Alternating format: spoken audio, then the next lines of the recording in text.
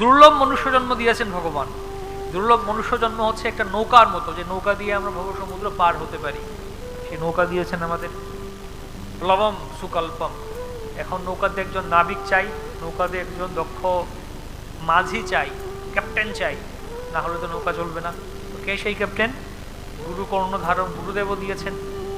এবার গুরুদেবও আছেন, নৌকাও আছে, কিন্তু বাতাসটা উল্টো দিক থেকে আসছে, হবে? উল্টো দিকে হাওয়া এলে তো হবে না। তাই অনুকূল বায়ু চাই, অনুকূল বায়ু রূপে শাস্ত্র দিয়েছেন।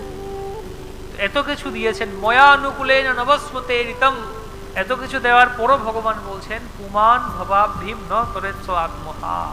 এত কিছু দেওয়ার পরও যে ব্যক্তি এই সমস্ত কিছুর লাভ উঠাচ্ছে না, সে হচ্ছে কি আত্মহা, আত্মঘাতী। সে বলছে না, আমি জাহাজে এই নৌকায় থাকবো না, নৌকা থেকে ঝাঁপ দেবো জলের মধ্যে, নৌকায় আমি জলে সাঁতার কাটবো।